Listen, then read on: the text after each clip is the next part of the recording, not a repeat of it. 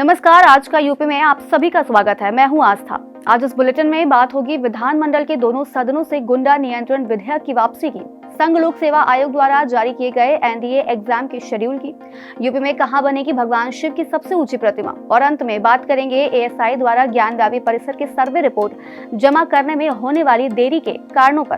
तो चलिए शुरुआत करते हैं पहली खबर से। विधानमंडल के दोनों सदनों से उत्तर प्रदेश गुंडा नियंत्रण संशोधन विधेयक 2021 वापस ले लिया गया है। राज्यपाल आनंदीबेन पटेल ने तकनीकी कारणों के आधार पर विधेयक को पुनर्विचार के लिए सरकार को लौटाया था।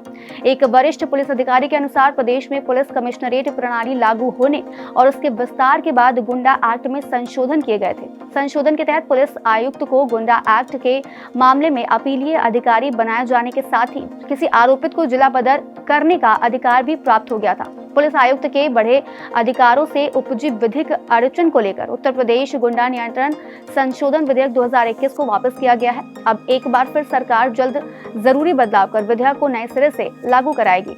यूपीएससी ने एनडीए 1 और एनडीए 2 परीक्षाओं के लिए राष्ट्रीय रक्षा अकादमी परीक्षा का शेड्यूल जारी कर दिया है। एनडीए 1 एग्जाम 153वें कोर्स और 115वें भारतीय नौसेना अकादमी कोर्स के लिए आयोजित की जाएगी। एनडीए 1 नोटिफिकेशन 2024 दिसंबर 2023 में जारी होने की उम्मीद है और उम्मीदवार 9 जनवरी 2024 तक आवेदन जमा कर सकेंगे। शेड्यूल के मुताबिक राष्ट्रीय रक्षा अकादमी और नौसेना अकादमी परीक्षा 21 अप्रैल 2024 को आयोजित की जाएगी और एनडीए और N2 1 सितंबर 2024 को आयोजित की जाएगी।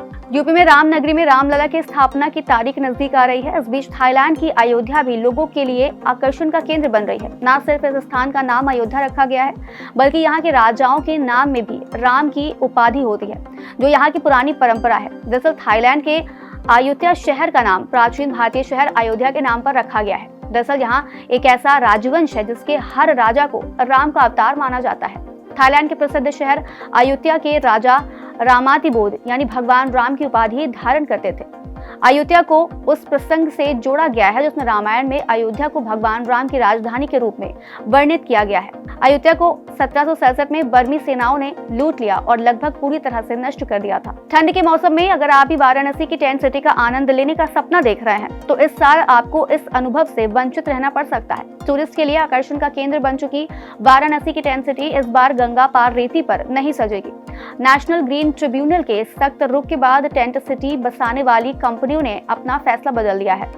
वहीं प्रशासन ने भी टेंट सिटी को लेकर अपने हाथ खड़े कर दिए। टेंट सिटी बसाने वाली company Lallu ji and sons और प्रवेश कम्युनिकेशन इंडिया लिमिटेड पर 17,12,500 रुपए का जुर्माना भी लगाया गया है। दोनों एजेंसियों ने इस साल के लिए अपनी बुकिंग भी बंद कर दी है और अब कंपनियों ने अपनी वेबसाइट से बुकिंग का विकल्प ही हटा दिया है।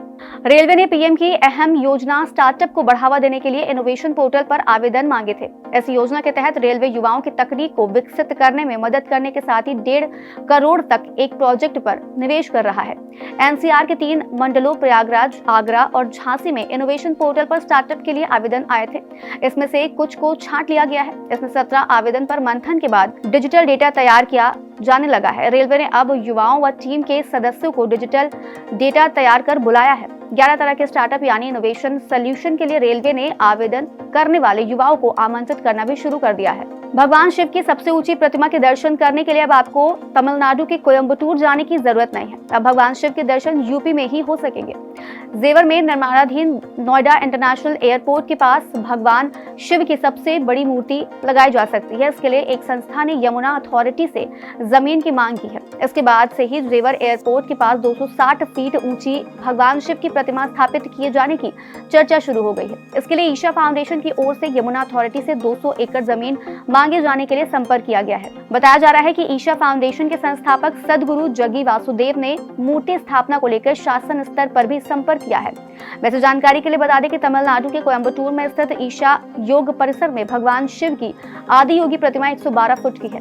उत्तर प्रदेश में लंबे समय से बुजुर्ग महिलाओं के लिए मुफ्त यात्रा की मांग की जा रही थी। अब प्रदेश सरकार ने 60 वर्ष से अधिक आयु की महिलाओं को रोडवेज की बसों में मुफ्त यात्रा की सौगात दे दी है। यूपी विधानसभा सत्र में पेश हुए अनुपूरक बजट में प्रतिकर भुगतान के लिए 1 करोड़ रुपए का प्रावधान किया गया है। यूपी सरकार ने नई बसें खरीदने के लिए 100 करोड़ रुपए की व्यवस्था की है। वहीं उत्तर प्रदेश राज्य सड़क परिवहन निगम 1000 नई बसों को रोडवेज के बेड़े में शामिल करेगा। 1000 में से 100 इलेक्ट्रिक बसों की खरीदारी की जाएगी। 3 दिसंबर को विश्व दिव्यांग दिवस के मौके पर सीएम योगी आदित्यनाथ द्वारा रामपुर को अभिनव पहल मिशन समर्थ 2.0 के लिए राज्य पुरस्कार से सम्मानित किया जाएगा। ये सम्मान पुनर्वास सेवाओं के लिए सर्वश्रेष्ठ जनपद के रूप में जिलाधिकारी रविंद्र मानदंड को दिया जाएगा। दरअसल जिलाधिकारी के प्रयासों से दिव्यांग जनों को पुनर्वास सेवाएं प्रदान की जा रही हैं। उनके इसी कार्यों की सराहना अब शासन स्तर तक हो रही है। बता दें कि पूर्व में डीएम को केंद्र सरकार द्वारा जल प्रहरी अवार्ड से भी सम्मानित किया जा चुका है। वहीं सिविल सर्विसेज डे पर प्रधानमंत्री नरेंद्र मोदी द्वारा पीएम अवार्ड से भी सम्मानित किया गया है। भारतीय पुरातत्व सर्वेक्षण की तरफ से ज्ञानव्यापी परिसर की सर्वे रिपोर्ट दाखिल करने के लिए 3 सप्ताह का समय मांगा गया था, जिस पर गुरुवार को सुनवाई करते हुए अदालत ने एएसआई की टीम को 10 दिनों की मोहलत दी है। अदालत ने गवर्निंग काउंसिल से सवाल किया और कहा कि आखिर रिपोर्ट दाखिल करने में देरी क्यों हो रही है। एएसआई के अधिकारियों से बात करके स्पष्ट करें और देरी का कारण भी बताएं। वहीं गवर्निंग काउंसिल ने कहा है कि पुरातत्वविदों, पुरालेखविदों, रसायनज्ञों, सर्वेक्षणकर्ताओं, भूभौतिकी विशेषज्ञों आदि ने सर्वे करके महत्वपूर्ण साक्ष्य जुटाए हैं। उसकी रिपोर्ट बनाई जा रही है, डेटा तैयार किया जा रहा है। जीपीआर तकनीक से हुए सर्वे की रिपोर्ट बनाने में समय लग रहा है। एएसआई के विशेषज्ञ लगातार काम कर रहे हैं। लखनऊ के प्राणी उद्यान में अब कोई भी पार्टी ऑन व्हील्स का आनंद ले सकता है। इसके लिए एक तय राशि का भुगतान करना होगा। पार्टी में 30 से 50 लोग तक शामिल हो सकते हैं। यहाँ पर बाल टॉय यानी टॉय ट्रेन के लिए 5100 रुपए भुगतान कर कोई भी पार्टी का आयोजन कर सकता है। हालांकि बुकिंग सिर्फ 2 घंटे के लिए ही होगी। इसके लिए प्राणी उद्यान में संचालित कैंटीन व फूड कोर्ट द्वारा मेन्यू उपलब्ध कराए जाएंगे, जो कि 300, 400 और 500 के होंगे। बुकिंग कराने वाला व्यक्ति इसमें से कोई भी मेन्यू बुक करवा सकेगा। आज का यूपी में इतना ही। अपने शहर की बड़ी खबरों का अपडेट पाने के लिए बने रहिए मेरे साथ और देखते रहिए बातें यूपी की।